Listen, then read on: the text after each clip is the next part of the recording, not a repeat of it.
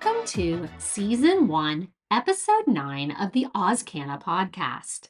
I'm your host, Christina McMullen. And on today's show, I have the pleasure of chatting with Alex Mitchell, the dynamic host of the Invisible Iconic podcast and the visionary founder of Invisible Iconic and Endo Circle, two small businesses that provide educational resources and events focused on chronic illness. In this episode, we dive deep into a variety of topics, including the challenges Alex faces with her chronic illnesses and how she incorporates medicinal cannabis into her daily routine. We're about to get started with our rapid fire questions, but before we do, I want to hear from you. So if you've got a question you'd like me to ask during the rapid fire segment, shoot an email to auscanareviews@gmail.com. Don't forget to include your name and location, because if your question gets featured, I'll give you a shout out on air. All right, so you're ready to get started here with some rapid fire questions? Let's go. Okay, here we go. Pancakes or waffles? Gluten-free waffles. Roller coaster or Ferris wheel? Oh, Ferris wheel for sure. I'm terrified of roller coasters. Reality show or documentary?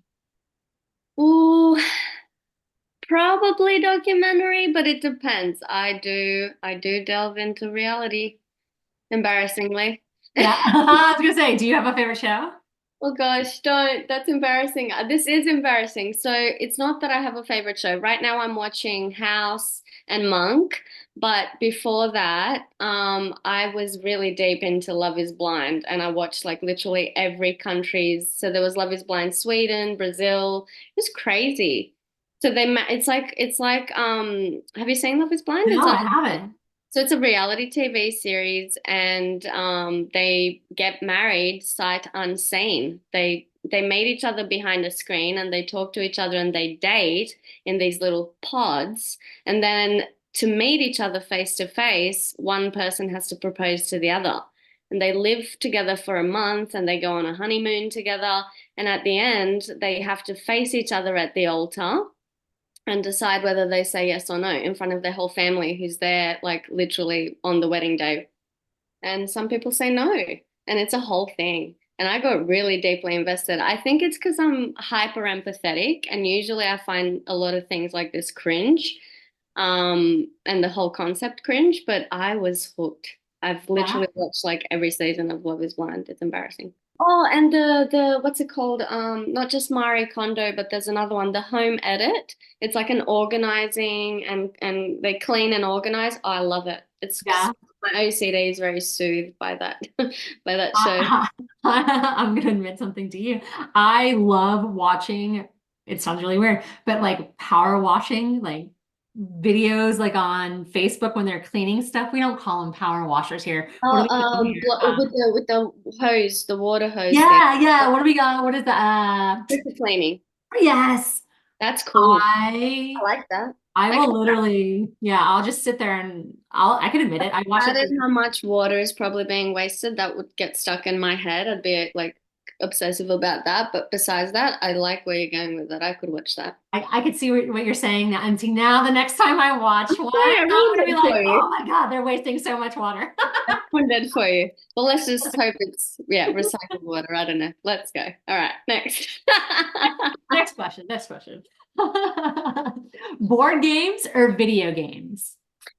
I'm gonna say board games because the only video games like okay, when I was younger I liked Duck Hunt, and then in my university slash college years, as you would say, I liked Duck Hunt in like when you're at a pub with yeah, because there's like a kids version at home with a gun, and then Yeah. yeah. The pub There's version. Yeah.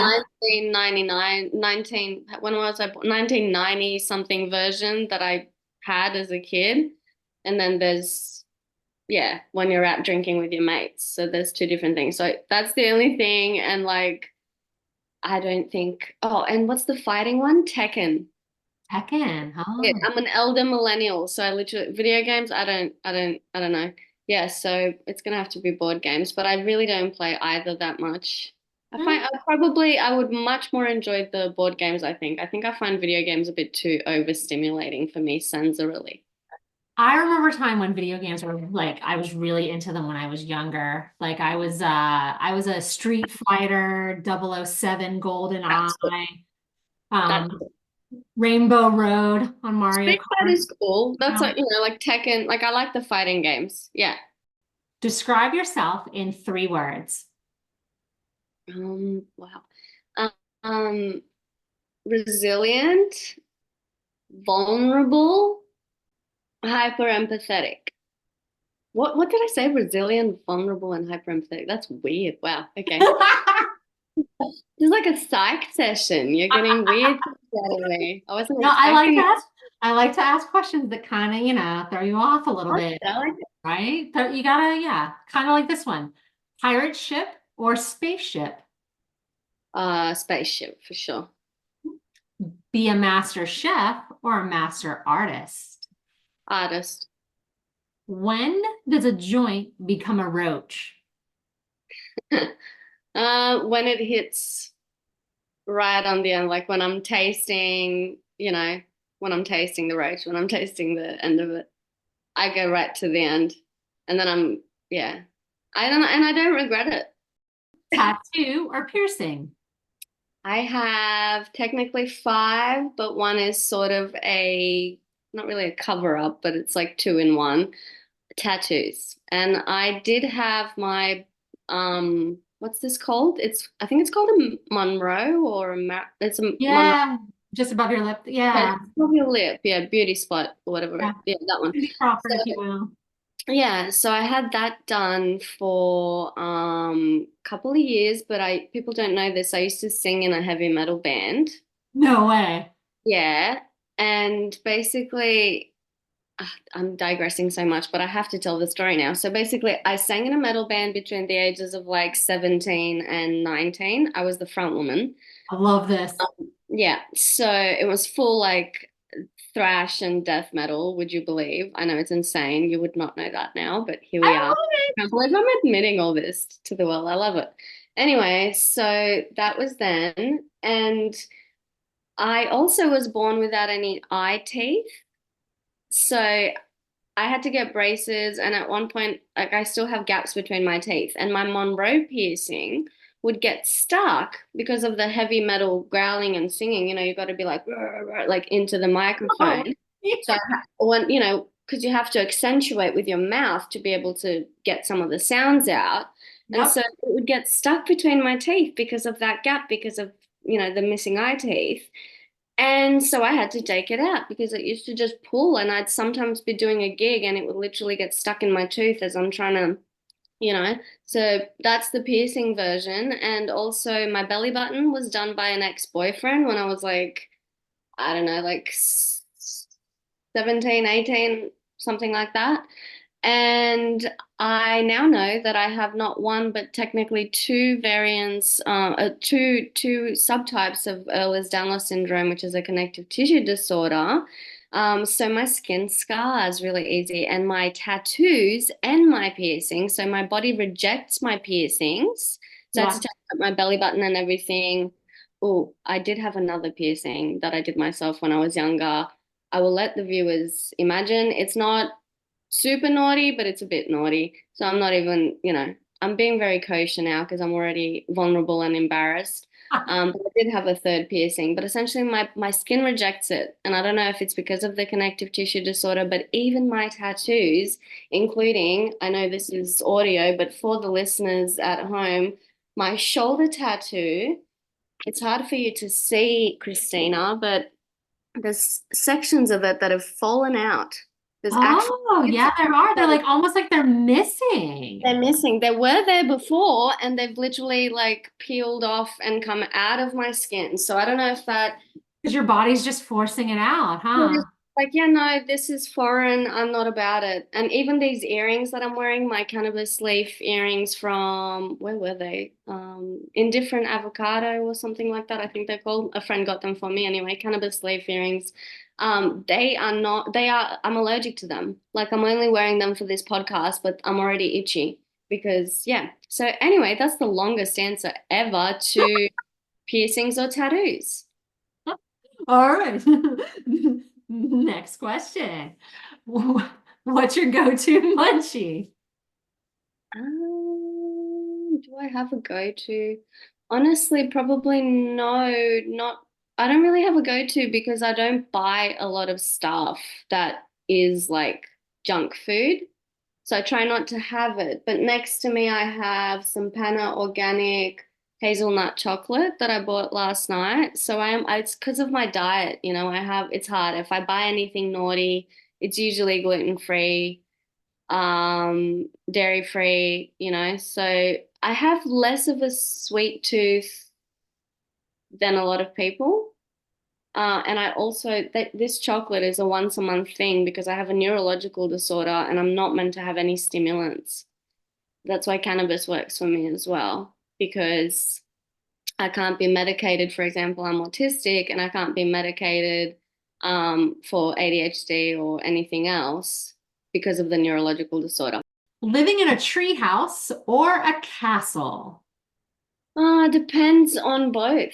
It depends on the location of the castle and the type of the castle. If it was in nature, um, and it depends on the treehouse too. I think it's all about location for both because I think I could be just as happy in a treehouse as I could in a castle because I really like nature and it would have to be one of those cool like eco outdoor, home in a tree kind of things. You've seen them. Yeah, There's like yeah. really cool things out there that you can get castles and tree houses. I want a castle in a tree house, Christina. You're like, I want a little column A and a little column B. Thank you. All right, so last question. Do you have a favorite cannabis related book? Yes. My wonderful friend Diane from My Wandering Womb got me the Scratch and Sniff Book of Weed.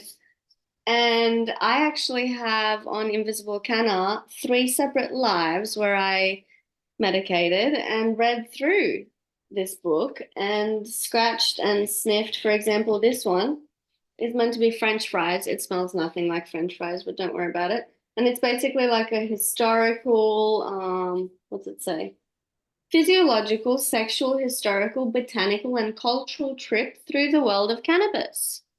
And it's kind of cute. It goes back through from like 2700 BC, the first recorded use of cannabis. The great mythological emperor and pioneering herbalist Shen Nung first classified cannabis in his prehistoric Chinese pharmacopoeia. So there you go. That's a pretty cool. So like do all the pages have little scratch and sniff? Yeah, they all have it. So they also show, for example, this one is blueberry kush. That's so neat. So it does have the terpenes. Yeah? So it doesn't have cannabinoids, but some of them, the ones that actually have the cannabis, they might have some, terpene relate. Or this one, for example, is about sex. This page is all about cannabis for sexual related things. And you scratch this couple, they're on this bed, and you scratch their blanket, and it smells like musk. And Uh, it's musk because sex, but it actually smells lovely. It smells like those musk sticks. I don't know if you know them. We used yeah, to have like them. the pink ones? Yeah, Yeah, okay. there were cigarettes in school. How funny. So yeah, I like this book. Sensory fun times. It's not really a That's book, but it's yeah. I don't have many cannabis related books, Christina. So that's got to be the fave.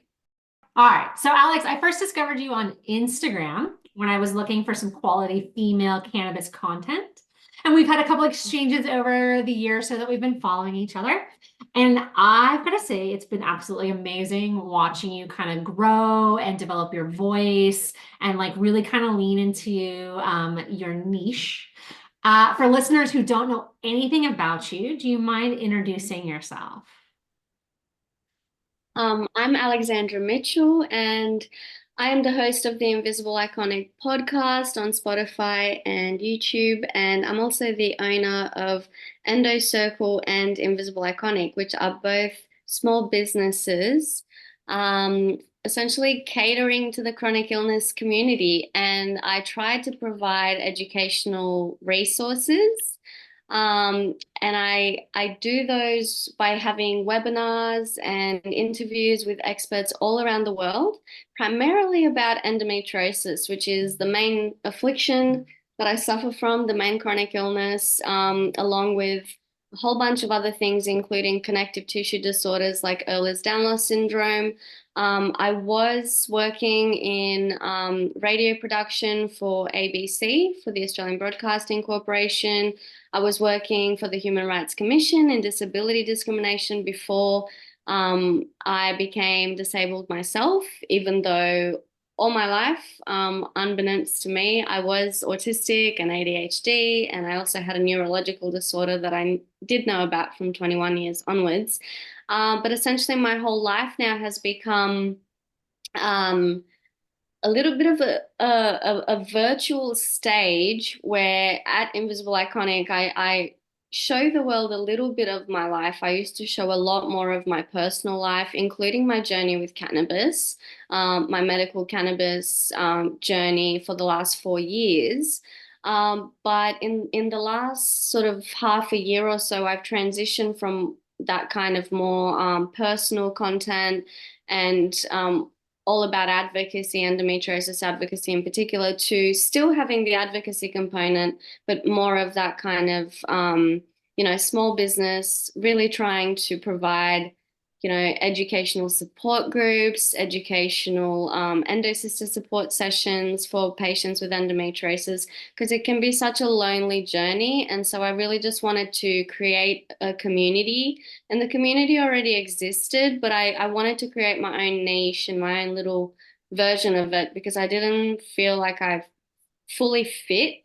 I don't feel like I fully fit in the cannabis community, even though I've been a cannabis enthusiast for a long, long time and a medical cannabis patient for 4 years. I still don't feel like 100% in that community. And then I don't feel 100% at home in the endometriosis advocacy community. And so, yeah, like I felt like I just had to create a space where I'm just myself. And then I tried to make it a small business so that I can, even though I'm on a total and permanent disablement benefit, um, I'm trying to earn a little extra income so I can get to surgery, to potentially life-saving and definitely life-changing surgery overseas for my endometriosis after 3 failed surgeries with quote unquote experts in Australia that have left me disabled.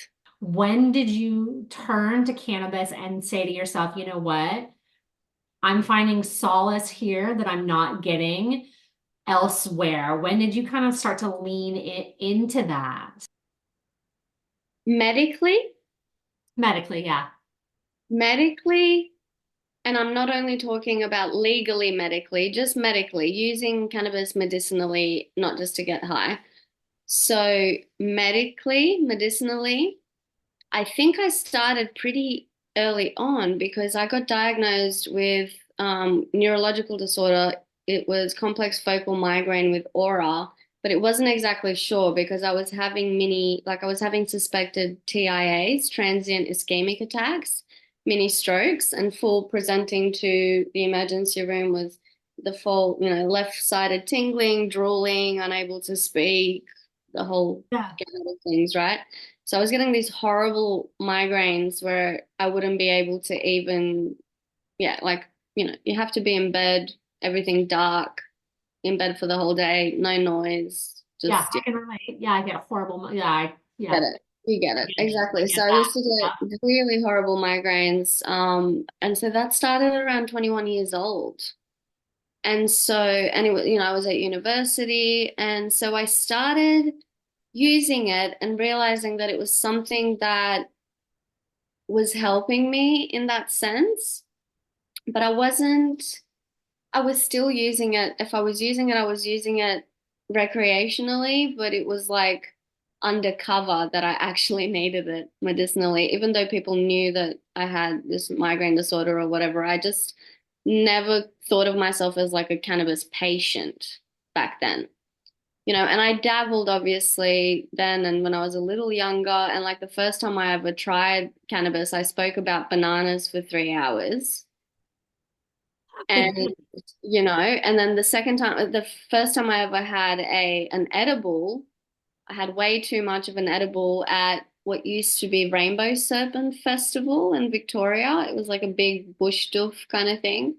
And I was completely like, yeah, it was hallucination nation.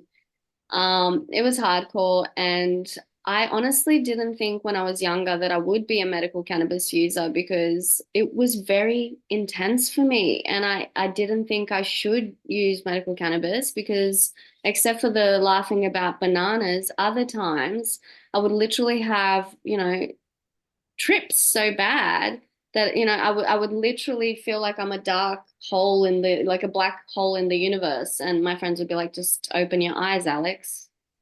I'd be freaking out. And it was a very sensory experience for me.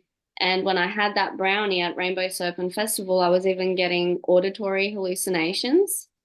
Now that I use cannabis medically and it's legally prescribed, and all of my products, I know what I'm getting, I know what I'm asking for, I know what cannabinoids are in them, I know what they do, I know what terpenes are in them. And it's a medical experience. It's a health enhancing experience for me. It's a necessity. I cannot eat without medical cannabis. I cannot sleep without medical cannabis. I'm in excruciating pain even with medical cannabis, but it makes my life bearable. So I turned to it legally 4 years ago after I was on 900 milligrams of gabapentin, which is a neuropathic pain medication. I was on daily endone or oxycodone up to 3 times a day. I was on a patch of another type of buprenorphine patch. I was smoking cannabis joints. I had the worst sciatic. So this is before I had my sciatic surgery, which is incomplete. And it's a whole other story there. But it did help me because they decompressed my sciatic nerve because I also had sciatic entrapment syndrome. And so I couldn't walk. I ended up with both before and after that surgery, I was using a walking stick every day. Then I graduated to like an elbow crutch. After the surgery, I needed a wheelchair even around the house. I was in a mobility scooter for a couple of years. I couldn't drive because of all the medications I was on, as well as the function of my leg, because it's my right leg and you need to use that to drive. So Yeah. I was on all these medications. I was on so many things, and my brain, I was a total zombie. I was falling asleep in the bathroom at night and just like waking up on the floor because of the, Lyrica that I was on. That was, I couldn't even read. I tried, I tried to start a counseling degree, like a course, a diploma, and I couldn't even turn in my paperwork because I couldn't look at the laptop enough because of the Lyrica, which is also a neuropathic pain medication. And all these things were not helping my pain. So you're And taking all these medications. all of these things, including the 3 joints a day at least. Yeah, and nothing's really helping. Days I'd have 6 joints, and I would have those 6 joints because I would have one to get up, to be able to not have a shower, to have a 2.5 hour boiling hot bath with magnesium chloride flakes, to maybe be able to stand up enough around my kitchen to maybe feed myself. Most of the time I wasn't eating till like 6 or 7 p.m., if that. A lot of the time these days, there are days where I have similar days because of executive dysfunction from, autism and ADHD and everything else, and because of, continuing ongoing disability and stuff. But my brain works again. I got off all that medication with medical cannabis. and my brain works again. And it's not only working again, it's flourishing because it's a plant. And I have an endocannabinoid system in my body, and it's in symbiosis with that plant, and it's lifting my brain fog, and it's aiding my pain, and it's helping my gastrointestinal system so my brain can catch up with the fact that I'm starving and my tummy's rumbling and I need to eat and feed myself. Just like So, a child. Like I need cannabis. Like cannabis is like my mother. Cannabis, without cannabis, like I can't look after myself. so how do you, what would like an average day look like for you now? Like, how do you incorporate medicinal cannabis like into like an average day for you? I wake up, um, a lot of the time I'm in some sort of pain from the moment I wake up, whether it's my joints, whether it's gastrointestinal, whether it's my sciatic nerve, whether it's pelvic, whether it's migraine, whatever, whole body disease and multiple comorbidities. So I'm in pain from the moment I wake up. But I wake up, bathroom is first on the menu, and that sounds gross. I can't believe I just said that sentence. What the heck? You can take that I out. like it first on the menu. First on the agenda is what you meant. First on the agenda for the day is bathroom, and look, it takes I don't have a shower straight away because I don't have the energy straight away. I can't physically. I actually use I have multiple mobility aids and things. So even in the shower, I have a shower stool to shower to sit on while I'm showering. I have a toilet stool. So I use these aids, and so in the morning, it probably takes me between the time I'm out of bed and, in terms of like the bathroom, the reason I'm disabled as well is because of a lot of things that affect how much time I spend in the bathroom.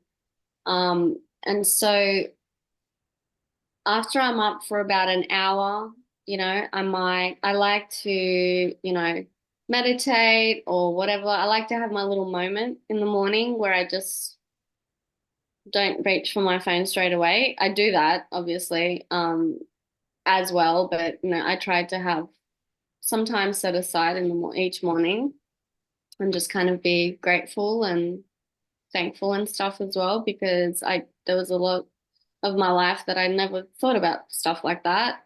Or if I did, it would be a once off every now and then. So I try to do that every morning now.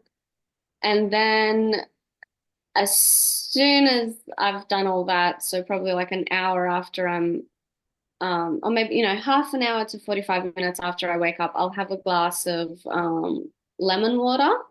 And I have that first to like, just flush. I don't want to be saying flush toxins because I don't want to be all about woo woo, but it does, lemon water is good for you. Um, and so I have that first before I have any cannabis because I don't want it to impact my cannabis because the citric acid or just vitamin C in general, I think it has some impact on THC. Um, I've read that if you do, I think it's grapefruit. Grapefruit flushes your system. there you go. Yeah, there's Yeah. different It's sort of. supposed to like reset your system, or I can't think of what the science is behind it, but I've heard from multiple places that grapefruit is the citrus to kind of I reset. haven't heard I haven't heard that about grapefruit.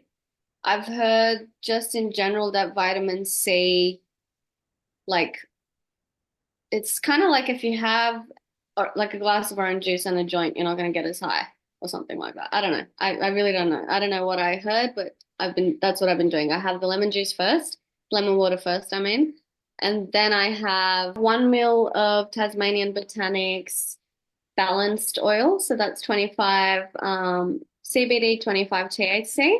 So I have that first up. And I will probably vape maybe some topaz straight up in the morning. I'll probably have, yeah, like just one capsule of topaz flower just to kind of get me up and going. So what does that mean? I go straight to the kitchen. I do the first things first. If I can, try to clean up my kitchen if there's any dishes from the night before. I try to do that first. as I'm vaping, so then I'm like I've got the energy as I'm doing it. And then I'm not hungry yet, even though I'm having the topaz, and it depends on the flower that I have. So some flowers have different terpenes that affect my appetite, that either decrease or increase it. So I try to steer clear of the ones that decrease it. But since I've learned that I have a mirroring system, I get confused because I don't know if I should be having the opposite or not. But anyway, so in order to eat, most of the time I actually need to smoke cannabis as opposed to vape cannabis. I don't know why.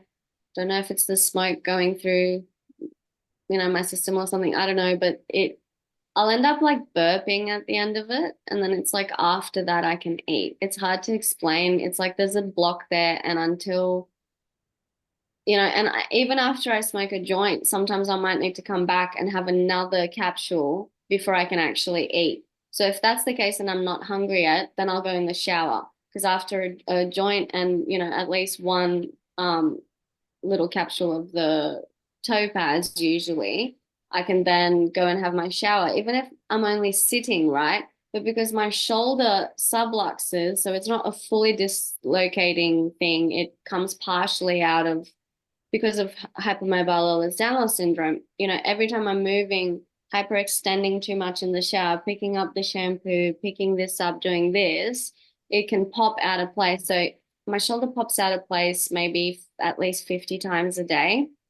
So Oh, even wow. though it's really, really intense. So even though I sit in the shower a lot of the time, like I'm up, down, I'm constantly standing and sitting. Also the temperature of the water. I like to have hot showers, and it's cold as well now, it's winter, but hot showers also trigger me into a postural orthostatic tachycardia syndrome flare, or at least, suspected. I haven't had the tilt table test for that yet, but it is comorbid with Ehlers-Danlos syndrome, which I am diagnosed with. So I need that chair so I literally don't faint in the shower. And I get tired even just from like washing my hair and everything else, even from medicating. So it depends on the time of the month as well. And there are times when I'm flaring with my thoracic symptoms. So I have suspected endometriosis in my lungs from clinical presentations, imaging, etc. I haven't had the surgery where they have to cut into your lungs and deflate, break through your ribs, deflate your lungs, etc. to really look for it and cut it out. But I get pain in my lungs, horrible, horrible pains, like stabbing hot knives sometimes in the back of my lungs. It's excruciating. I don't talk about this stuff that much anymore in Invisible Iconic, and I don't talk about the personal stuff because I cannot cope with it myself, and I can't manage anymore at the moment until I get more answers with the, imaging that I'm gonna have later this year. There's a few things going on. There's a few more answers I need to get, and I can't cope with that. So I'm keeping that part a bit more private just while I'm managing through it, I can't publicly do it right now. That's why I'm publicly doing other things still around the illness. But in terms of my own management of the disease, it's horrible. And hospitals can't help me. I go to the hospital and I have to wear, I've got issues with my immune system. I have suspected autoimmune issues that they haven't put their finger on. They've given me medications for autoimmune diseases like lupus, even though they haven't given me a diagnosis.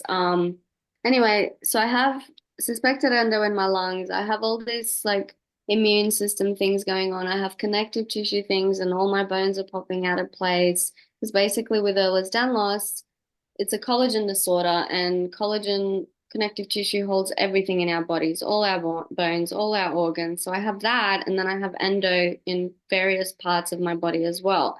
So I'm having multiple different types of pain from that. And some of these pains are literally like hot knives in the back of your throat. And when I call the ambulance and I have to wear a mask because I am, immunocompromised in a few different ways. And I was given a cancer medication to treat my endometriosis that didn't help me and, affected my body and in all sorts of ways. And I didn't have any autoimmune markers in my blood work prior to this medication. So if I go to the hospital, I have to wear a mask. And if I wear a mask, it's hard for me to then sit for 5 hours waiting for a scan while I'm having breathlessness and a suspected partial lung collapse monthly with my Yeah. ovulation and my menstruation. I may only get the partial lung collapse monthly once, but then I get the thoracic symptoms to that degree that it's excruciating. It used to be just a couple of times a month. Now I would say it's, more than half of the month I'm dealing with those. So if I have those happening at the same time as I'm trying to reach for my shampoo in the shower and literally just hyperextending my arm and my shoulder pops out of place and it pulls on all those ligaments and then it might pull on suspected lesions in my lungs of endometriosis, right? So even just showering, like that's why I need a joint and one or two things because it's a mission, it's Everest. Yeah, Sometimes it is. sometimes I It, literally need to go have a 1 to 3 hour nap just after I shower. People don't see that. People see lights, camera, action at Invisible Iconic because that's what I show them now to protect myself. But daily life is difficult. And some days I can mask really well. Some days they'll see me out for an hour or two. I'm wearing makeup. They don't know I need to get home, wash all that off because it's flared me. I have suspected mast cell activation syndrome from the EDS too. And so, like with the earrings that I told you and the skin rejecting, all this stuff, like I'm have to be careful with what I eat, what I put on my body. So it's a mission, and I've only taken you up to when I have a shower, So then it's, cannabis to get the appetite to eat, cannabis, to get the appetite to clean the house, to do whatever I need to do, cannabis to prepare myself for my webinars that I run, and I honestly spend minimum 90% of my time in my house minimum. I go out to the shops, might do, one small social-ish event a week, one or two. It might be seeing my mum, a friend, I might go out on a weekend once or something, but I don't go out partying, I don't go out drinking, I don't, alcohol flares me. So my whole existence is my chronic illnesses and cannabis alleviating symptoms. Like that is not an exaggeration. My entire existence is that. And my fiance doesn't drink either that much as well. Like we'll maybe drink a couple of times a year. Um, so yeah, I spend a lot of time. It sounds really sad, doesn't it? But besides that, I'm connecting with people all around the world. And, that's why I'm doing this because otherwise I'd literally be at home watching Netflix and it was doing my head in. And I want a life and I want to use my brain. so you do feel like on some level that incorporating the medicinal cannabis in is giving you back some sort of quality of life there, right? Like, If they took away my medical cannabis, I'd be done. I cannot be back on any of the medications I was on before because the jury's not out if they contributed to the autoimmune issues that I'm having now, according to doctors. So they've taken me off things and neither of us want me back on them because some of my autoimmune markers were through the roof and they decreased after I went off some of those medications. So I don't have an alternative and I would like a cheaper one. I would love for medical cannabis. No, can you imagine? I used to spend 2 grand a month on legal medical cannabis. Now I'm probably down to 1,500 and I only get paid monthly. And it's a sizable chunk of I my. was gonna say, yeah, that's a sizable chunk, I'm sure, right? That's like the bare minimum of what I need. And that's not just like smoking joints all the time. I have been doing it a little bit more now because it's winter and all these other things are flaring up more than usual and my joints and everything. I'm struggling a lot more now that it's winter. So I'm smoking more than I was vaping before. Also, when I'm having my lung issues, it hurts more to vape. I think it's the temperature. Even when I have it down, it hurts more to vape and it doesn't hurt me as much to smoke. I don't know. So, yeah, I need cannabis for any sort of quality of life. And I don't just need like a cheeky toke and a little bit of a vape at the end of the day. I need THC oil, I need CBD oil, I need topical creams, I've recently got gummies, I need things for different reasons, for different chronic illnesses at different times of the day. And it's expensive and it sucks. And I probably would have listeners thinking, well, you can just go on the street and get some butt off the street. But no, you can't, because maybe it'll help me a tiny little bit with my appetite, hence the 6 joints prior to becoming a legal patient. That's why I was having it. It was pain management, but it was helping my appetite more than anything. But now the pain relief that I get from, higher THC strains and things like that, the pain relief that I get is not, I can have an Ananda hemp cream, CBD cream rolled, just like rubbed onto my thoracic region when I'm having these partial lung collapse symptoms, and just sleep upright with some pillows and be fine till the morning.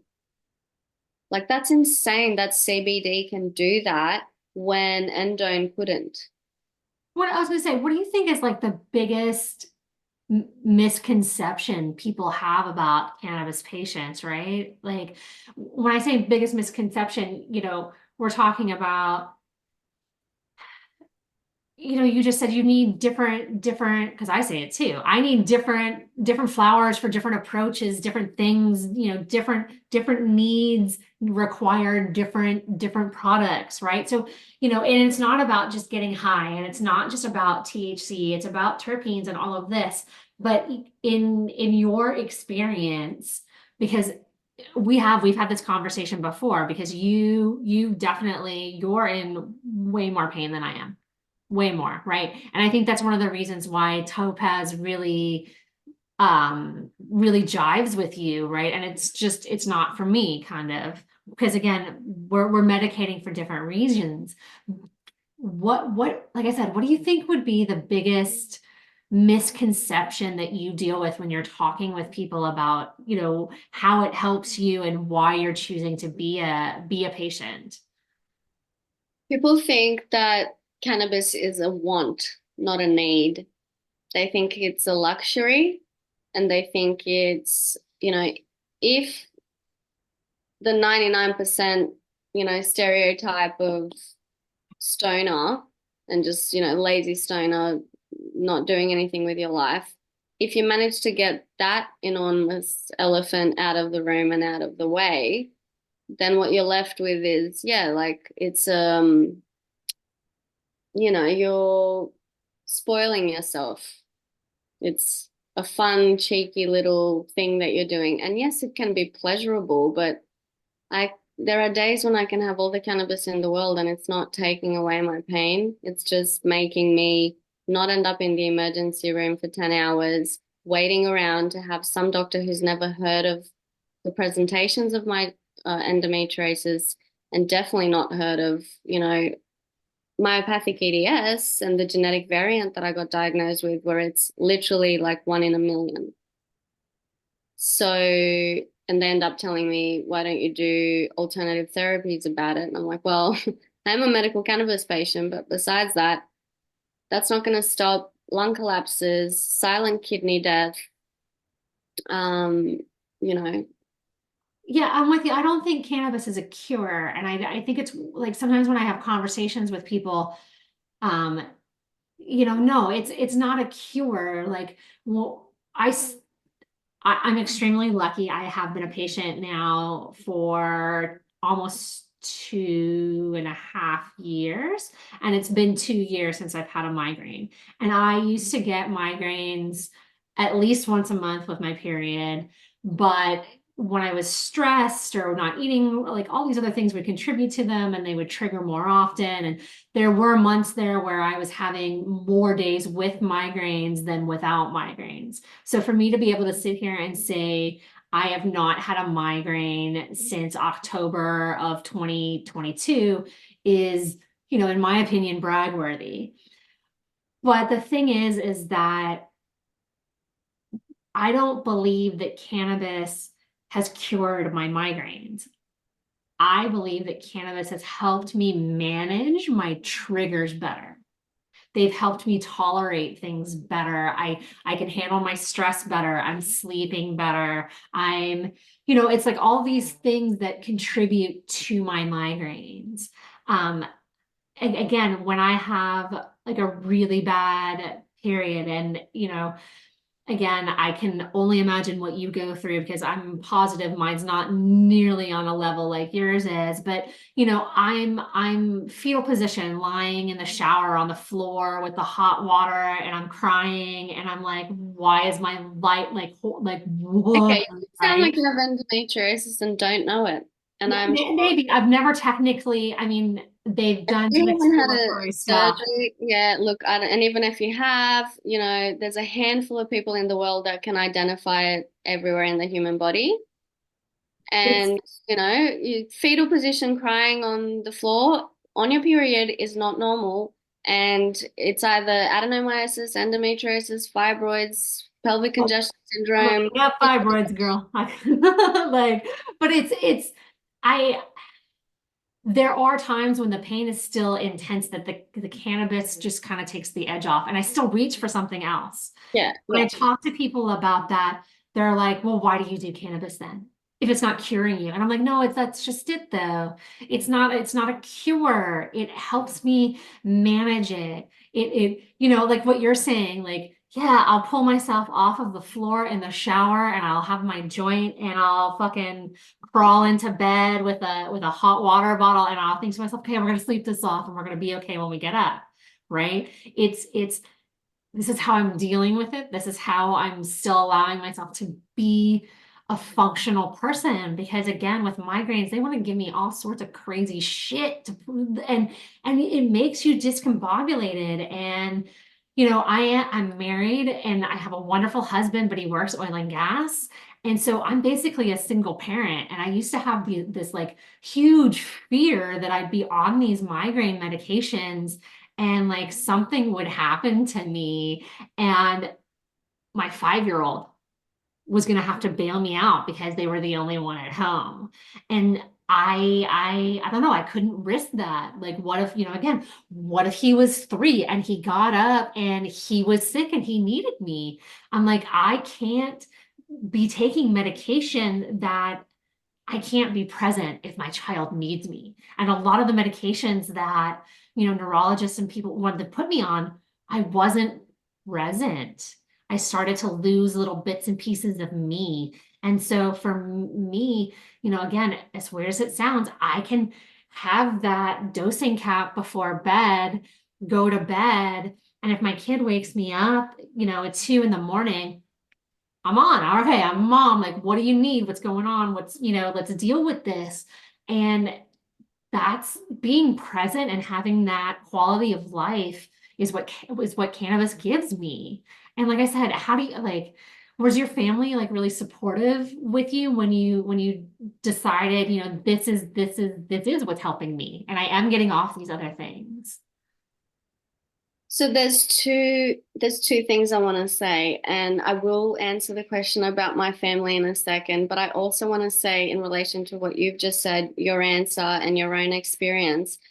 I want to mention I did an interview with Dr. Andrew Watson, who's on the board of the Australian Pain Society. So on episode 5 of the Invisible Iconic podcast, it's called Pain No Gain. He mentions, so he's pro cannabis, and he mentions that cannabis is not a panacea, right? It's not a cure-all, but it's a tool.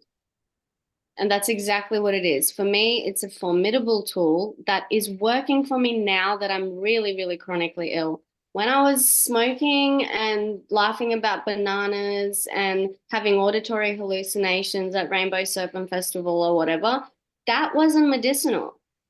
I was not needing that then as a medication. I was indulging in that recreationally, and that's okay. I'm not, bagging that out. But if we're talking about being a patient that needs this to make their life better, for their quality of life to improve, to be able to be a mother, to be a fiance, to be a daughter, to be whatever else, right? Even just looking after my mum's dog at the moment, like that requires me getting up and doing things, keeping something alive other than yourself. If it wasn't for cannabis, I wouldn't be able to keep myself alive. And I'm not exaggerating. I'm really not exaggerating because even with cannabis, there are days when the obstacles are stacked up against me and I don't eat till, you know, really, really late in the day, or, I'm not able to. Thankfully, like because of my OCD, my personal hygiene isn't that bad, and I do like to have my showers, even though they take a lot out of me. But even that, sometimes it's, 2 or 3 p.m. before I get in the shower because I'm not capable of that until then. So that's that in terms of pain and Dr. Andrew Watson and Panacea Cannabis. In terms of my family, um, my mother's been lovely, especially recently, but she's never really been anti-cannabis. We have a code word for cannabis, and it's Stewie. You know, Stewie Griffin? Yeah. So mum loves Stewie Griffin, and she used to basically call me Stewie. And now that I'm late diagnosed autistic, it all makes sense as well. Because I think Stewie's a bit of a character like that. So essentially, even though, world domination and all that too, but before that it was Dexter from Dexter's Laboratory. I was obsessed with Dexter's Laboratory as a kid and stuff. I like all these little figures. Anyway, I digress. So in the beginning, we had this code word for cannabis. Before I was a legal patient, she would say, you're smoking Stewie, or she wouldn't even say smoking, it would just be Stewie. It would be like Stewie was its own entity for us. That was cannabis, and she knew that it helped me. I've definitely been judged for my cannabis use, both, even by other cannabis users themselves. Like I think there's recreational users that um look so like they think that medical cannabis patients turn their nose up at them or like judge them, or I've had that as well, which is weird. Like I think if you can access the legal market and you can afford it, great. And I know at least one clinic does, 50% discounts for, people with healthcare cards for both products and appointments with the clinics. So it is more accessible than before. And now, like, I know that you can get, for amount around the same price, what you're getting on the street, you can get that for around the same price legally. And I know that you can get it really easily now, even for, sleep issues and mild pain and things. So Yeah, there's almost no reason to support the black market now at this point, right? I mean, look, I don't want to hate on the black market. Some of us are extremely lucky and have yeah, it amazing. traps in the system, but I think it's a lot easier than people understand. And it was certainly a lot easier than I thought 4 years ago, and it's much, much easier now. Yeah, for So sure. I think if you don't at least try, and I'm not saying just go to your GP or go to some other specialist that prescribes it, and they're going to charge you like $400 for a bottle of CBD oil. But there are clinics, there's at least two clinics that do discounts as well if you have some sort of a, health card or disability or anything like that. So, and there's also two health insurance companies that provide rebates for medical cannabis patients. So there's the veterans one, I think it's like Veterans Affairs or something like that. And then the one I'm with is AHM. And they do, I think it's up to 300, it's not very much, but $350 per year under pharmacy items. So you can claim, don't know if you can claim your vape. I think you might be able to if it's a TJ approved one, but you can definitely claim your flower, your medical cannabis products with health insurance now too. Yeah, so it's definitely worth checking out for sure. Slight change of subject. Well, not really change of subject, slight change of gears, if you will. Let's start talking a little bit more about your podcast and what kind of inspired you to start Invisible Iconic Podcast. Well, first of all, where did the name come from? I'm dying to know that. Where did the name come from? And then why did you start it? So I think at first I had invisible, chronic, and iconic because my illnesses are invisible. My illnesses are chronic, but I still wanted to be iconic. And it was a play on words on a thing I had seen on other endometriosis patients' social media where it was, my illness is chronic, but my ass is iconic. Oh, oh, yeah. Okay, okay. So I left, the derriere behind in that one, and I just kept the iconic. And I thought, you know, I felt invisible because of my invisible illnesses. I felt invisible because of the way I was gaslit and mistreated in the medical system. In particular, I remember pain specialists saying things like she remains preoccupied with an undiagnosed pathology, which, later turned out to be, oh, there you go. She's got sciatic entrapment syndrome. She's got, at least, sciatic endometriosis on imaging. We did a 5-hour surgery on her. There's black spider webs covering her sciatic and obturator. And anyway, it was a whole thing. So I felt disempowered, I felt invisible and I wanted to be iconic, but it wasn't about me. It was like our illnesses may be invisible, but we can still be iconic. So the first episode of the Invisible Iconic podcast was a conversation between myself and 3 other endometriosis patients in Australia who had been prescribed a drug called Zoladex, which is the cancer drug I mentioned earlier. It was originally a prostate and breast cancer drug, and it's a gonadotropin um, releasing a hormone releasing agonist or antagonist. I can't remember which. It's a GnRH analog essentially, and it puts your body in a state of menopause essentially. It's meant to tell your pituitary gland to like shut down your ovaries and stop producing estrogen. And for me, it ruined my life. It really did. I'm not exaggerating. I've never been the same ever since Zoladex, and multiple comorbidities reared their head that I was probably genetic predisposed to prior to having this drug shut down, tell my pituitary gland and ovaries, like pituitary gland regulates, our mood, our sleep, our appetite, sexual function, like, and they, you know, did what they did with the Zoladex, and it was very difficult for me. So I sought out others who had stories like myself, and I interviewed them for this first episode, and it was called Zoladex, The Hidden Truth, because I did feel like it was hidden. Because I found Facebook groups for, other medications similar to Zoladex, Lupron survivors and things like that. And I found myself in those groups and I found my story in those groups. And I started realizing that, hang on, there's all these other people that have been affected in the same ways. And they're being told that, it's all in their head and stuff as well. And so that's how the Invisible Iconic podcast started, because I thought, and the second episode was called Hysterical Karens. And I had people who had been on, gabapentin and Lyrica and, got fobbed off that it was all our, mental health when we all had very, very severe cases of endo and other things. So that's how it all started. We've mentioned a couple of episodes, but what would have been like, what's your most memorable one? Well, the only one that I've traveled for was episode 4 of the Invisible Iconic podcast, which is called Tassie Down and Under. And I went to Tasmania and I interviewed, and I had the worst technical difficulties as I do on half of my podcast, and they all sound terrible. Anyway, I went to Tasmania and I interviewed, 3 other people in Tasmania with Endo.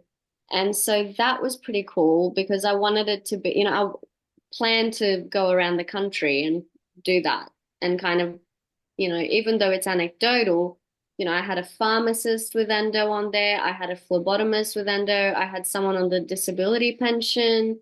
So I was getting a range of views about the state of endometriosis in Tasmania, for example. So I enjoyed that episode.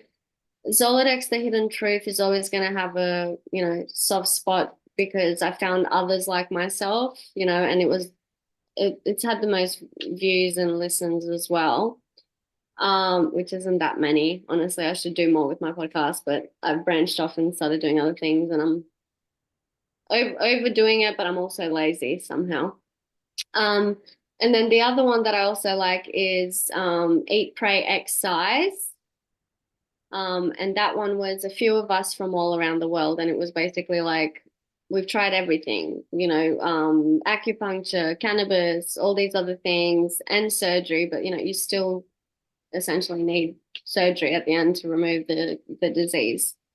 And it's hard you've asked me this question because now I'm like, okay, I've only mentioned the ones that have endometriosis patients, but I've had amazing people like Heather Guidone from the CUC on one of the podcasts. I've had Dr. Gabby Moad talking about adenomyosis on the last podcast. So, but I've really enjoyed the Invisible Iconic Endo webinar series. That's really where I've kind of branched off a little bit and started creating my own thing a bit more in the last 10 months.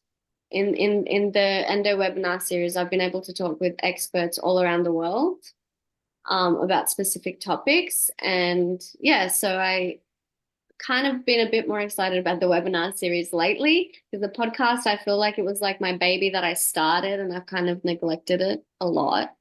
It happens, especially when you start doing other things that you get more excited about. With the webinars, do you have like a dream collaboration that you would want to, or a collaborator that you would really want to work with, or a guest that you'd want to come on? Well, the Endo webinar series, so I did 10. I did 10 of them, and I'm basically that's the first installment. I hadn't planned to do a second installment of the Endo webinar series, but I am planning to branch off into other things and do, an EDS, Ehlers-Danlos syndrome webinar series, an autism webinar series, the other things I deal with as well.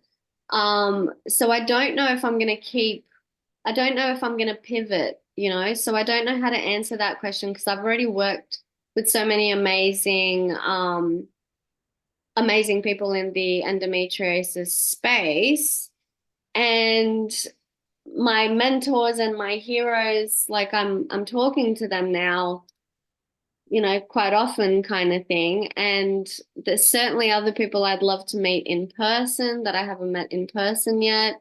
But it's really less about like idolizing one particular person or advocate or doctor and more about the dream of, enlightened community that understands the nuances and the politics and the circus, the combination of all those things that both this disease and the comorbidities that we deal with and the healthcare system in which it operates and the financial business pharmaceutical biopharmaceutical complex system that it operates in, all of that stuff, like that's my goal. I want people to become more educated in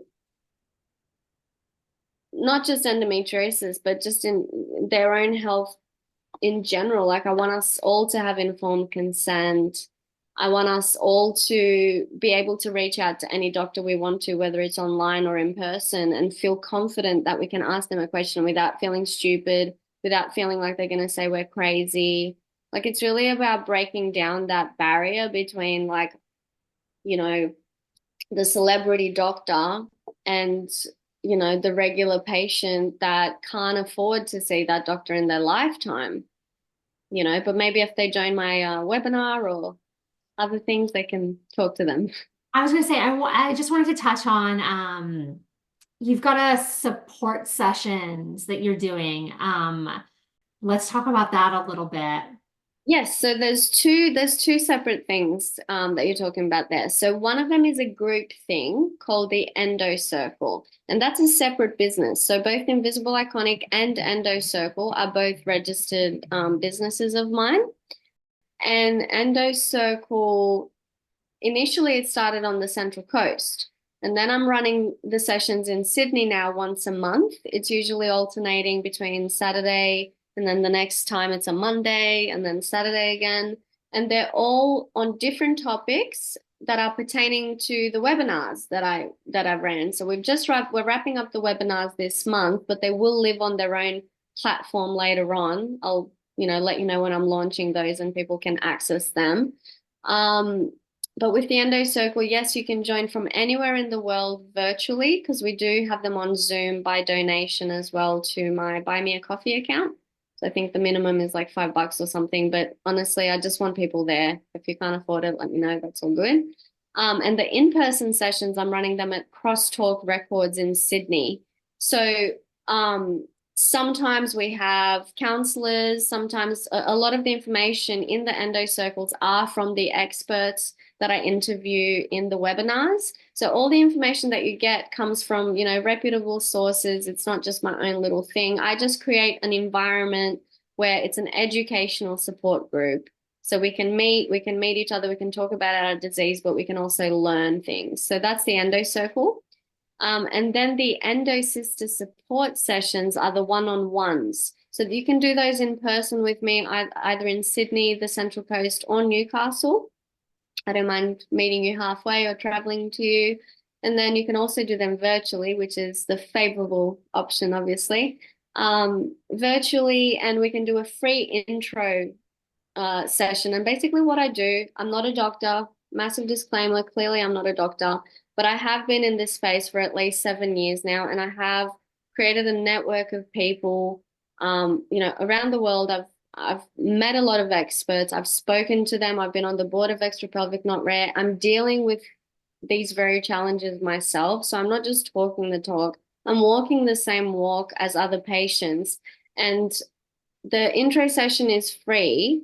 And then basically all I do is we talk for an hour and a half and we go through your medical history.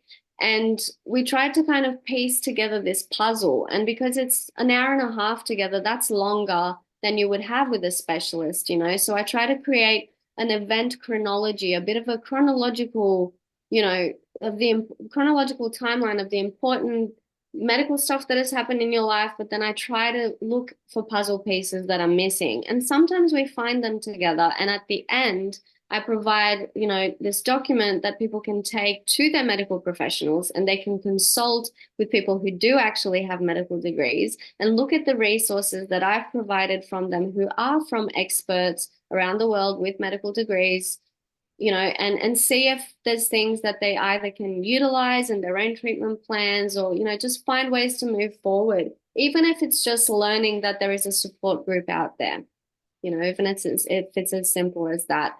And, disclaimer, I am on a total and permanent disablement benefit myself.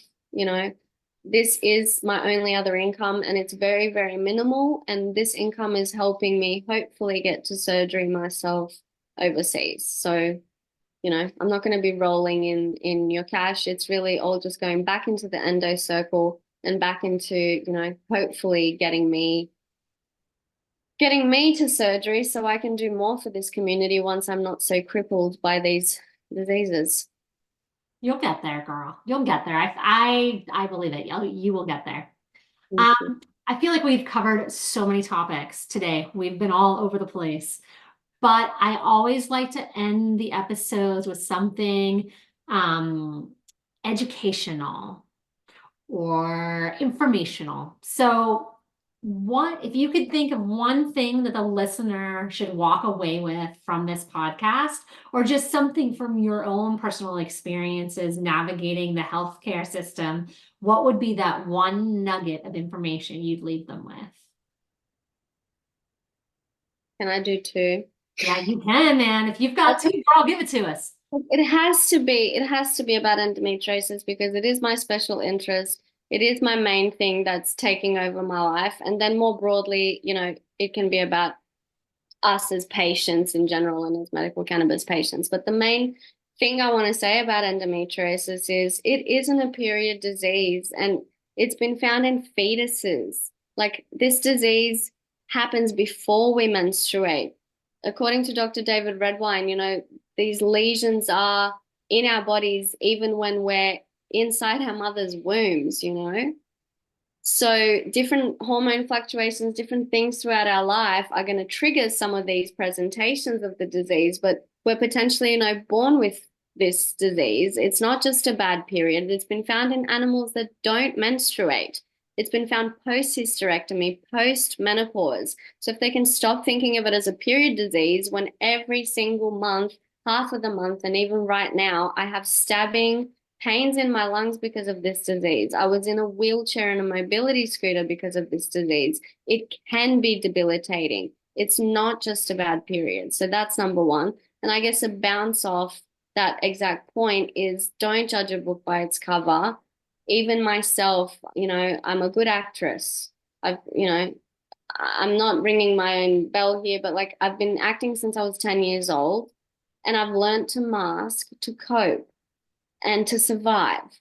But my daily existence is difficult. It is, you know, all about chronic illness because I don't have a choice. And medical cannabis is helping me with my quality of life.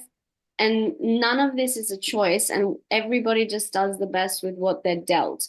And if cannabis is a tool that's helping me live my life, then that should be okay. And governments and businesses and organizations and everybody should just work together because it can be lucrative for those who are chasing for it to be lucrative, and it can be, helpful for the patients as well. You can have both. There's plenty of other, good news stories all around the world where the cannabis market is flourishing, and we can have that here too. We just need to get past the bureaucracy and the stigma and all the BS because there's people suffering and we need help, and cannabis helps. I like it. It's an excellent way to end the show. Thank you so much, Alex, for coming on. I loved every minute of it. I loved hearing about where you're going, what you're doing, and I cannot wait to drop some of your episodes in the show notes for the listeners. It's been an absolute pleasure, Christina. Thank you so much for having me on your podcast. I am so, so grateful, and I hope we can collaborate on more things in the future. And that's a wrap. There's lots of great information in the show notes for you to check out, including where to get the book we spoke about at the beginning of the show.